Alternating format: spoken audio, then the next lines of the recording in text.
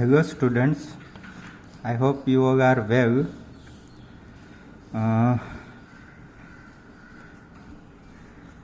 We are going to study the new subject, which is microcontroller, in the 5th semester. So before starting of the theory of this subject, in the first introductory lecture we are going to study that why we are going to study this subject, what is the importance of this subject, and what we can do further by learning this subject. Okay, so the subject name is microcontroller and its code is 3351101. Okay, now as you all have studied microprocessor in the previous semester, so you are knowing the basic fundamentals of processing devices. Okay, so you have studied 8085 microprocessor and how it works, how we can write the program, or how we can execute the program. So everything we have you have studied in the microprocessor subject. Okay, so now microcontroller is one step advanced than the microprocessor. Okay, so now in microprocessor we have basic elements like CPU, then registers, then we need to connect the memory block or memory chip outside the microprocessor, and we have to make whole system on a board. But one more important word you have to understand, that this is a whole computer like system in a chip. So it is a one chip device. We can say that it is a single chip computer. There is no need to connect any additional memory chip, no need to connect input output controller devices like 8255, whatever you have studied, to provide the ports to take the input and to give the output. Okay, so these all are the additional chips which is required to connect with the 8085 system and to make a whole computing device. Okay, so now microcontroller is basically a single chip computer which contains basically CPU or processing unit, then registers, then RAM, ROM, and for taking the input and giving the output there is a ports. Okay, so this whole package are available in a single chip. Okay, so now let us understand that how microprocessor works. Okay, so it is simply like our brain. Okay, and some input and output devices. Suppose it having some inputs that we want to capture or that we want to take. So this is the input devices that we from where we want to get some data or some readings. Okay, this is a processing unit and this is a output. Okay, so now there are several input devices we can connect and several output devices we can connect, and we will get the output as per the input, but the output is depends on two parameters, input and our program which is written into the memory, which is also called the code. Okay, so now let us understand these things with a simple example, then you will get the clear idea.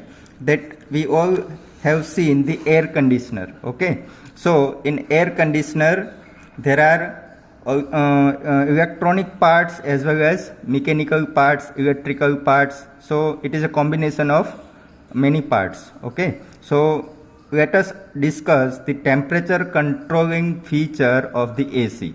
Okay, so when we put a AC on a specific temperature like 25 degree, then it will keep on working at 25 degree centigrade. Okay, so it will manage or maintain the temperature of the room by turning on and turning off the cooling device. But at the same time, they need to take some decisions that if the temperature is below 25 degree or temperature is above 25 degree. So to get this information to the processing unit or the circuit of the AC, they need temperature sensor. So we call it input device. Okay, so this is an input device. We can use as a use temperature sensor as a input device, which will sense the temperature and give the information to processing unit.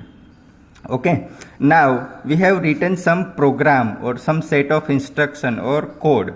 Okay, so this code is nothing but one type of algorithm. That algorithm will process by this processing unit.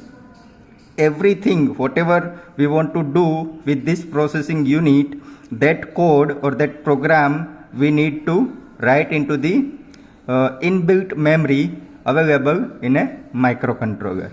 So once we have written the program, and which is logically and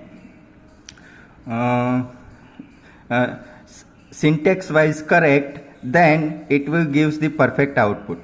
Okay, so once it will sense the temperature, then it will process, it will come into the algorithm, or the algorithm will decide that this temperature is above the 25 degrees centigrade, then what to do, below the 25 degree, then what to do. So if this reading will come to the processing unit, they will decide by their algorithm that if the temperature is below 25 degree, then turn off compressor, turn off the fan. So right now we need not require additional cooling. Why? Because already the temperature setted is achieved. Okay, now if the temperature is above the 25 degree, which is our setted temperature, then this algorithm and processing unit will process to turn on this compressor and fan. Okay, so this is a basically example of some hardware, electronics hardware, which is controlled by the software. Okay, and software we can embed into the microcontroller chip, which is nothing but the brain of the microcontroller. Similar way, we can understand this similar example with our brain and our sensing elements of human body, like eyes, ears, nose, etc. Okay, so suppose we take another example. We are driving our cycle. Okay, and what is the procedure to drive this cycle? We are driving the cycle, putting the accelerator by the legs and pedals, and we are continuously watching with our eyes.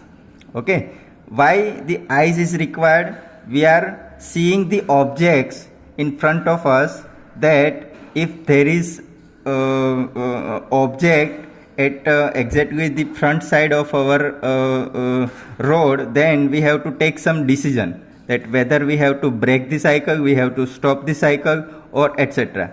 So there are some input device that if we sense the picture from our eyes, and this picture will be processed by our mind, and this will gives the command to our hands and legs that stop the pedal and break the cycle.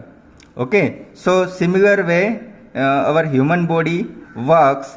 We can make similar products by using some microcontrollers and some embedded devices. So the word embedded meaning is that we are having some hardware with some smart software which is embedded into the microcontroller, into the hardware chip. Then it works as a combination of hardware and software, which is nothing but the embedded system. Okay, so nowadays in electronics there is a some tradition that most of the devices manufactured by various companies are almost 90% are the embedded system. It means it contains some hardware with microcontrollers and some software which is developed by that particular product. Okay, so now let us see the hardware picture of this particular microcontroller. Okay, so now this is a one circuit in which this is called the microcontroller chip. This is called the single computer chip. This is a learning board where we can write the program, and we can write the program into the computer. We can download through this serial cable inside the memory of this microcontroller. There are various output devices connected onto the board where we can check the output. Several input devices connected from where we can connect these switches as an input device with this microcontroller. This is again the output device. So this is a one development board, but you can connect as per your requirement of the application. This is a LCD liquid crystal display where you can display something as a information of circuit. Okay, this is a serial communication chip through which you can connect this serial port through the with the computer via serial communication. This is the additional connectors given over here. If you want to connect any additional device with the microcontroller as an input or output device, then you can connect from here. Okay, so we have to study in this semester the whole things about this chip. Okay, this is a single chip computer. As you are knowing that we can do everything with the help of computer. Okay, similar way we can do everything with this small computer. Remember one thing, that the memories and the processing capabilities available with this tiny chip is very less compared to our traditional computer. Okay, and this particular system or a chip can be used for a particular product or a particular system. Okay, so after that it will be dedicated to that task only. Okay, I hope you will enjoy this video. This is just the informatory video. We have not started yet the syllabus wise topics. Thank you.